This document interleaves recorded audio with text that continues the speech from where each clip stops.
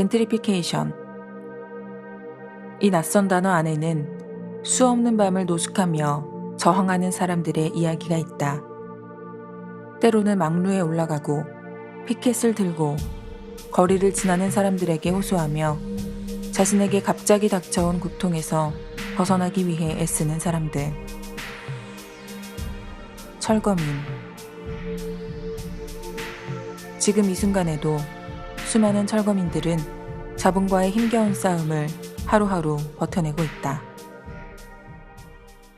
자기의 터전들을 갖고 있었던 사람들이 어떤 도시에 개발하라고 하는 어떤 정책 하에서, 그리고 그 정책이라고 하는 것은 더더군다나 뭐 건설개발자라든지 뭐 이런 자본하고 얽혀 있는 그 가운데에서 밀려날 수밖에 없는 상황들이 벌어진다라는 거죠. 가난한 사람들이 상권을 확보해 놨는데 그러니까 합법적으로 그걸 밀고 들어와서 뺏어가지고 내쫓고 자기들이 그 상권에서 더 많은 이익을 챙기려고 하는.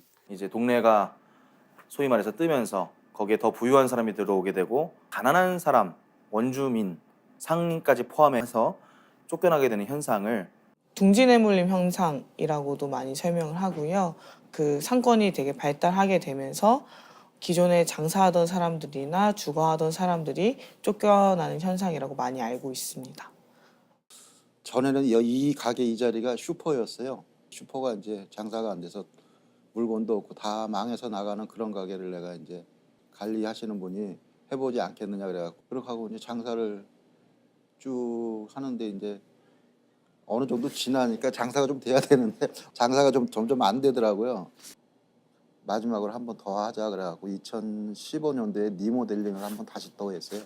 그때부터는 이제 좀 손해 안 보는 정도 딱 이제 유지하고 어떤 날은 조금 그래도 장사가 잘 되는 날도 있고 막 이런 식으로 이제 되더라고요. 그렇게 조금만 하면은 이제 조금 만회도 할 수 있고 조금 할 수 있겠구나 이런 생각을 했는데 이제 2016년도 딱 들어서니까 1월 달에 건물주가 이제 싹 바뀌네요.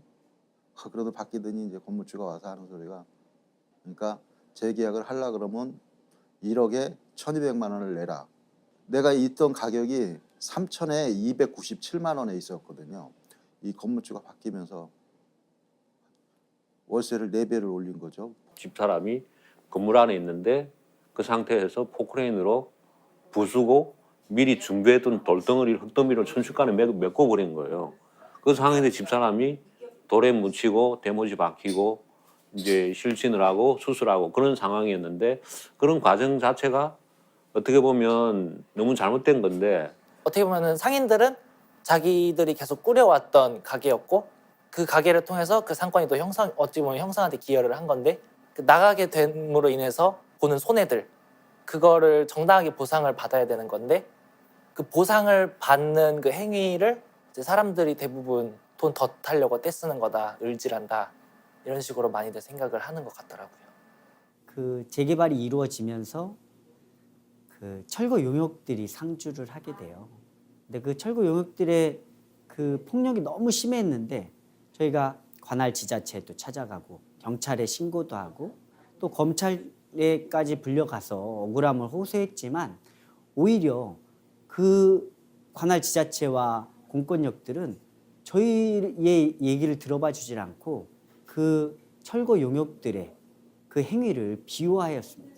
그래서 저희는 어느 곳에도 의지할 곳이 없었고 이 억울함을 얘기할 곳이 없었어요. 그래서 저희 얘기를 좀 들어봐 달라고 향하게 된 것이 남들이 잘 보이는 곳, 그런 높은 곳이었습니다. 평범하게 살아온 사람들에게 닥쳐오는 예기치 않은 폭력들. 하루아침에 내쫓겨난 사람들. 평범했던 일상은 더 이상 어제처럼 평화롭지 않다. 어쩌면 우리의 평화는 쫓겨난 사람들의 불행을 외면하는 얄팍한 침묵의 벽인지도 모른다. 이웃들도 달라졌다. 어떤 이웃은 함께 안타까워하지만 어떤 이웃은 갑자기 바뀐 태도로 냉소하며 이 고통에 침묵한다. 자본을 편드는 언론을 인용하며 그들을 폭도라 말하는 교회도 있다.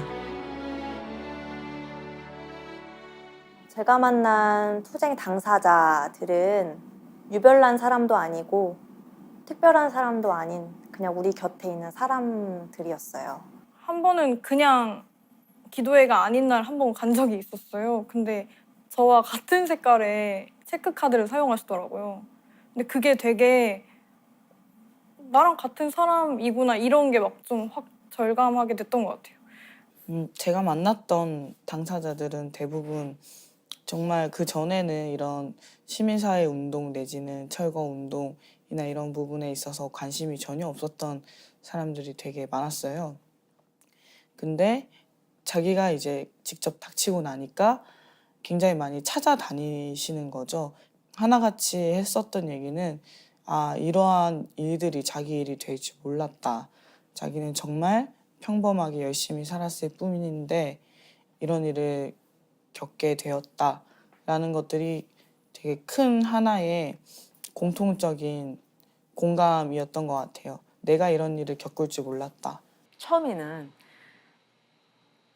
애아빠가 엄청나게 크게 다쳤으니까, 그리고 저희가 원래 이 동네에서 계속 살았었기 때문에 여기서 장사하시는 분들하고 거의 다 알죠. 그리고 여기 장사하시는 분들도 이 동네 주민이면서 이 동네에서 장사를 해왔던 사람들이고 저희도 똑같은 경우였고, 근데 저희가 이렇게 건물주한테 대항하는 모습을 보면서 그 바라보는 시각이 딱 두 가지로 나뉘더라고요.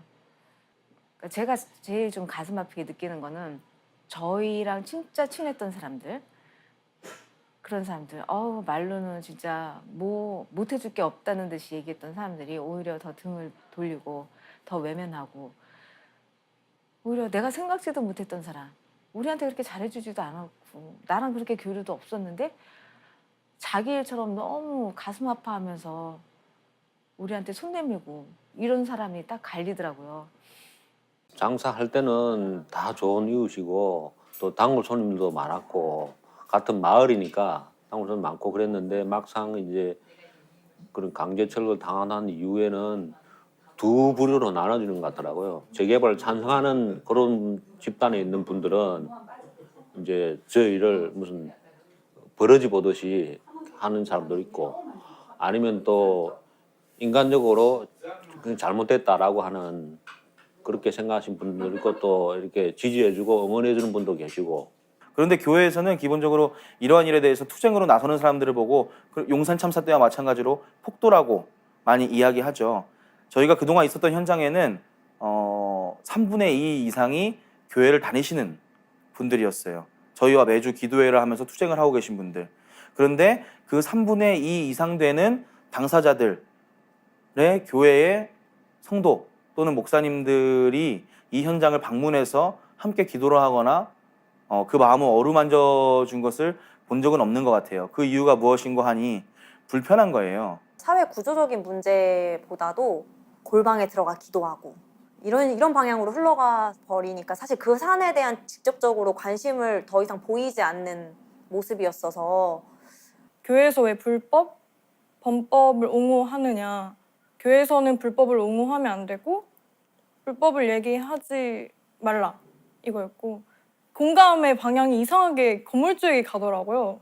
그래서 왜 이럴 때는 이렇게 객관적으로 건물주를 공감하는지 잘 모르겠고, 가장 많이 상처를 받았던 게 이제 저희가 세입자들이 어디 모일 데가 없어서 교회 한 켠을 좀 얻어서 세입자들이 좀 대화할 수 있게 자리를 내달라고 했는데도 매몰차게 내쫓으셨고, 대신에 그분들, 그 지주들 조합의 회의는 교회에서 하시고, 저도 그 교회를 다니던 교인이었거든요. 그래서 그 교회라는 것이 다시 크게 세워진다고 해도 세입자였던 교인들은 쫓겨날 수밖에 없었던 상황인데, 건물이 크게 올라가면 돈이 많은 부유한 교인들이 더 많이 생길 거라고 교회가 물질적인 숭배를 하는 모습에 너무 상처를 많이 받았었죠.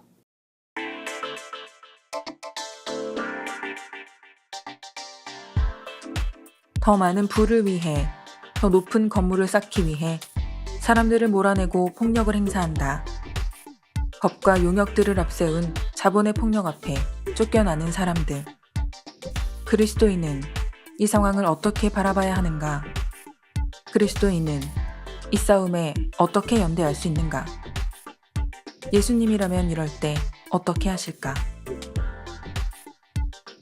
어떤 모든 고난의 현장, 고통을 느끼는 당사자가 있는 현장을 생각해 봤을 때 스스로가 당사자가 될 수 있다고 생각하는 것이 굉장히 중요하다고 저는 생각을 하거든요. 나도 언제든지 쫓겨날 수 있는 것이죠. 사실은 야외 신앙이라고 하는 것 자체가 합비루라고 하는 히브리 사람들, 노예였던 사람들이 고백했었던 신이라고 얘기할 수 있잖아요. 그 사회에서 사실 배제된 사람들, 그리고 안정적인 주거 공간을 갖기보다 언제든지 쫓겨날 수 있는 사람들, 그리고 이미 쫓겨나 있는 사람들, 그 히브리 사람들이 고백했었던 야훼를 고백한다라고 하는 것의 의미는 그 삶의 현장에서 신음을 내뱉는 사람들의 소리를 들으시기에 사실 집중하시는 하나님이라고도 얘기할 수 있을 것 같거든요.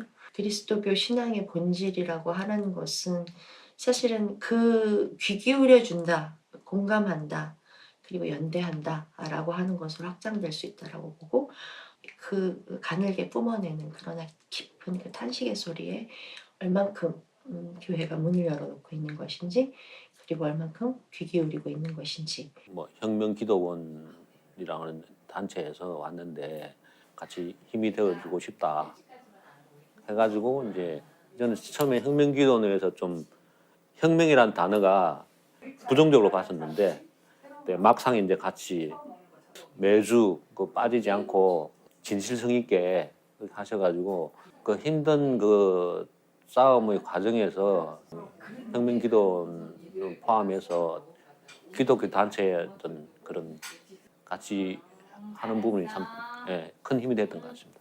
저희를 언론에서는 뭐 도심 테러리스트다 이렇게 얘기를 했었고요. 그래서 저희는 정말 범죄자로 온 세상에 알려져서 저희하고 가까이 하고자 하는 사람들이 별로 없었어요.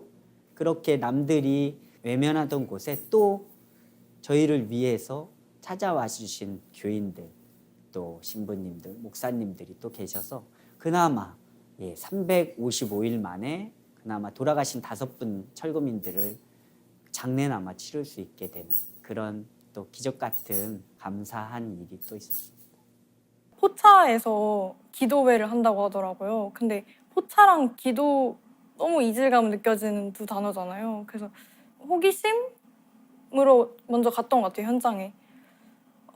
근데 생각보다 이질감이 느껴지지 않았던 이유는 그곳에도 하나님이 계셔야만 하겠더라고요. 그리고 계시겠구나 믿어지기도 했고, 어쨌든 그분들이 계신 곳이 뭐 포차든 포차가 아니든 아픈 곳이니까 그곳에 하나님이 계시겠다고 생각했던 것 같아요. 부활절을 맞으면서 쫓겨난 사람들과 같이 하겠다라고 우리가 그 예배를 통해서 다시 다짐하고 또 결의하고 무엇을 할 수 있을까를 고민한다라고 생각을 하면은 부활신앙이라고 하는 것은 죽음과 고통의 현장을 관통하는, 그 관통해낼 수 있는 힘을 주는 것이라고 생각을 하거든요.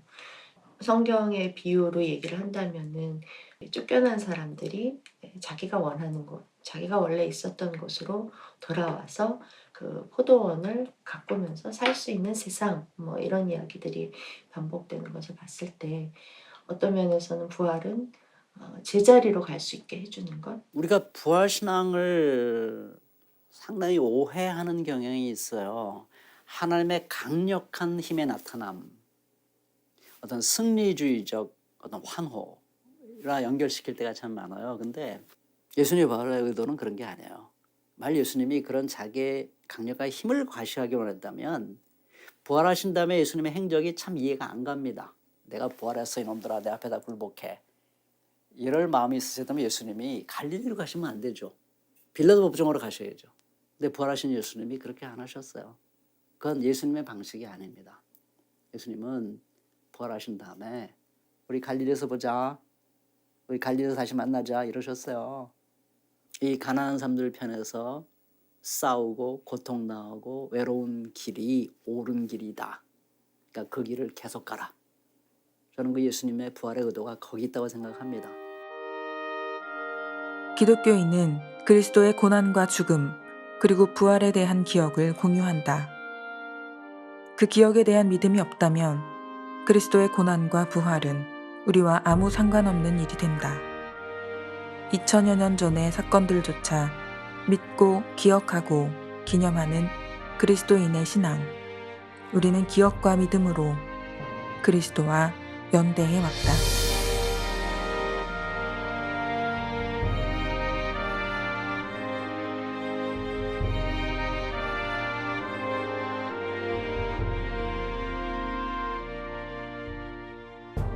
(4월 1일) 고난받는 사람들과 함께하는 부활절 연합예배는 쫓겨난 사람과 함께하는 예수의 편이 됩니다. 예수, 쫓겨난 사람으로 오시다.